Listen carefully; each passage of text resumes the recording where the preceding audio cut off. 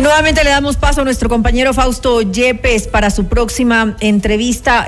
Fausto, ya se encuentra conectado César Febres Cordero, analista político, para que puedas conversar con él. Gracias, María del Carmen. César, bienvenido a Notimundo Estelar. El tema del paro nacional ha generado controversia entre varios sectores. Ya no solo son el gobierno versus los dirigentes de la CONAIE, por ejemplo, sino que ya se genera una suerte de polarización. En medio de todo esto, la famosa palabra diálogo, al que parece que no logramos arribar. César, bienvenido. Muy buen día, muy buena tarde, ya noche, Fausto, cómo corre el tiempo. Yo creo que la situación es preocupante por razones de base y razones históricas. El movimiento indígena existe en la precariedad del campo, con empresarios pequeños campesinos que viven a riesgo, muchas veces con producción no tecnificada, de que algo salga mal y lo pierdan todo, pero sin embargo tiene que pagar en el día a día un gasto fuerte en el combustible. Son víctimas muchas veces de la especulación y eso es un factor que hay que tener en mente, sin descartar que puede haber influencia de la política partidista, influencia del contrabando, de la minería ilegal que se ve afectada también por la subida del combustible. Hay una razón real, sociológica, de por qué salen a protestar los indígenas y campesinos. Y uno de los dirigentes... Sí, y uno de los dirigentes, porque hemos conversado con varios de ellos durante toda esta semana, uno de los dirigentes mencionaba el hecho de que parece que no hay un entendimiento claro precisamente de lo que menciona este momento respecto de la precariedad, la realidad del sector indígena, del sector campesino, principalmente en el sector de la Sierra Norte, Sierra Centro, el no entender claramente cuál es la situación como para tampoco plantear una solución en el camino. De acuerdo, y siento que la mejor forma, porque es realmente difícil, imposible a corto plazo decir, bueno, es que realmente el Estado necesita ahorrar para más adelante, proveer mejores servicios, dólar por dólar, no da una buena calidad de vida, el uso del dinero en el subsidio. Esa conversación no la puedes tener hasta este punto. Creo que el gobierno, al buscar las compensaciones, probablemente busca no solamente escudarse antes de la consulta, busca también responderle a ese ciudadano afectado, pero por miedo, pienso yo, por miedo a que el movimiento indígena, las facciones más radicales, se hayan preparado con tiempo para armar un paro más fuerte, hicieron todo a última hora, han entregado las compensaciones a última hora y han empezado a haber problemas, ¿no? Gente que dice, yo no estoy en las listas y no estoy recibiendo nada, o me prometieron que iba a llegar el tractor, no ha llegado el tractor todavía.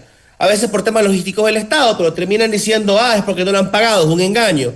Crece resentimiento y la gente empieza a buscar respuestas de otra forma. Entonces, la dirigencia, de nuevo, le va a costar dialogar, voltearse, decir que ha cedido en algo y poder explicar a la gente que no es traición y que no lo han comprado, porque el mecanismo también de comprar dirigencias con dádivas, eso existe desde siempre en el Ecuador y lo hemos visto con los gobiernos de la derecha y de la izquierda. Entonces tienes muchas razones para desconfiar y siento que el gobierno, por tratar de tomar por sorpresa a la dirigencia indígena, no hizo el trabajo con tiempo de avisar cómo iba a ayudar, de explicar cómo iba a ayudar y de hacer llegar esa ayuda a tiempo.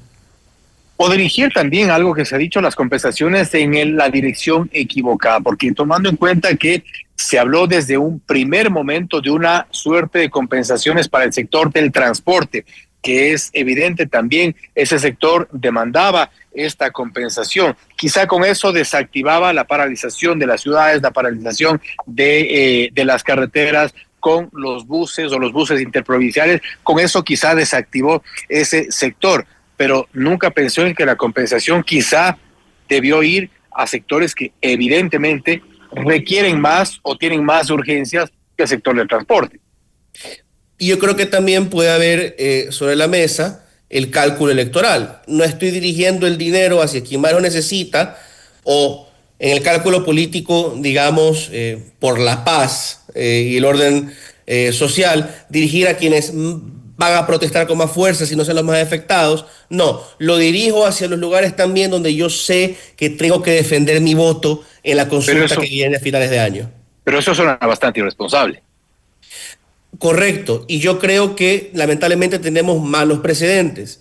Por ejemplo, en el programa que se lo ha revivido hasta cierto punto de Ecuatorianos en Acción y el de Jóvenes en Acción en la última elección, a mucha gente se le dio plata por no hacer nada. Muy pocas personas terminaron siendo capacitadas en el programa, igual recibieron un sueldo. Se gastó el tiempo también de muchos funcionarios públicos que tuvieron que organizar estas cuadrillas de jóvenes y de ciudadanos desempleados. Y hasta ahora no he visto que el Estado haya dado, digamos, trazabilidad a los resultados en la vida de estas personas. ¿Cuánta gente mejoró su empleabilidad?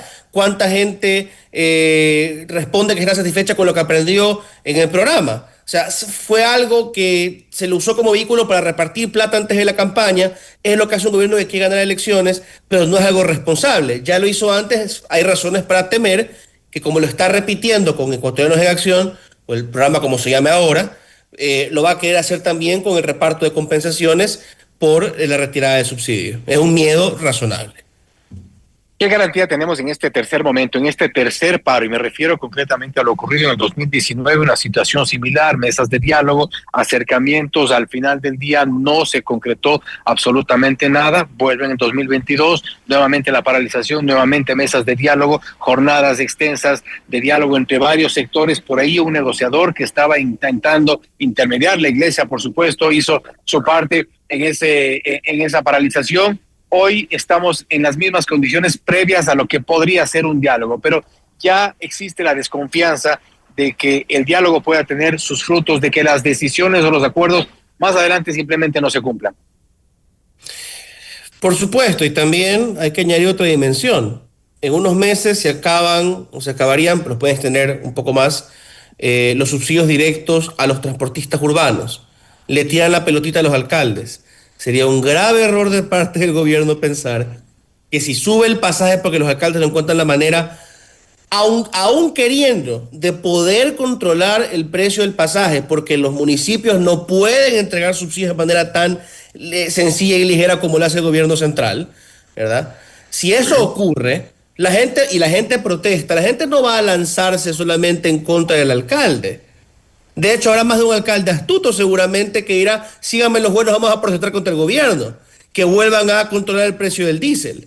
Entonces, esto se puede reactivar en otro momento, incluso en espacios distintos al campo.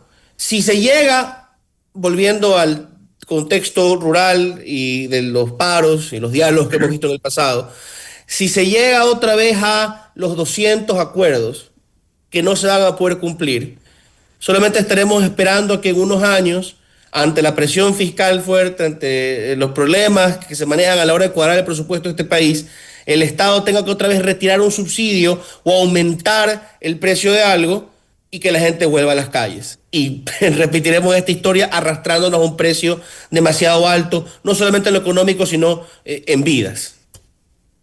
Y es sin duda un precio demasiado alto el que estamos pagando y pagamos con cada una de las paralizaciones, independientemente de las razones y las demandas que son por demás justas de varios sectores. Y en cada una de las paralizaciones han tenido decenas de demandas que son totalmente justas, pero ¿en qué momento encontramos un punto de convergencia? ¿En qué momento logramos que se destrabe esto? Porque ahora casualmente escuchábamos también al representante de la Cámara de Comercio acá en Ibarra. Todos hablan siempre en un futuro próximo que ya necesitamos la reactivación. Hablamos de esta palabra muy constantemente, en ningún momento estamos activados, sino siempre esperando una reactivación porque la economía se deprime por A o Z razones.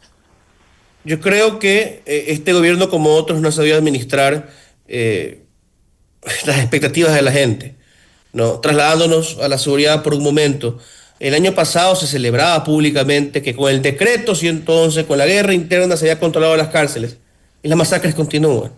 Con la economía no es muy distinto. Yo creo que hay que sincerarse. Probablemente los asesores de comunicación política son enemigos del sinceramiento, pero para darle viabilidad a un gobierno mediano a largo plazo hay que sincerarse. Y claro, hay que invitar al resto de la clase política a eso, porque quizá la oposición siempre querrá mentir y prometer de más, pero ¿para qué? Para subir un gobierno que también luego se va a volver imposible de sostener con las expectativas crecientes de la gente. Yo creo que el mejor mecanismo de una democracia es la institucionalidad del Parlamento. Y Pachacuti, que es un partido que sirve en teoría para darle voz a los campesinos y a los indígenas. Pero ¿qué pasa? En el gobierno de Lasso, nunca ese Pachacuti que se sumó a Lasso, por ejemplo, recibió algo a cambio, pudo pasar su proyecto de ley o modificar los proyectos de ley de Lasso. Esa alianza se rompió y esa bancada también colapsó. Ahora con Daniel Noboa, los 6 miembros de Pachacuti que se unieron a él han sido expulsados de Pachacuti, expulsados de la CONAIE, y ya no le sirven al gobierno para hacer un puente con las comunidades indígenas. ¿Por qué? Porque se plegaron en todo al gobierno.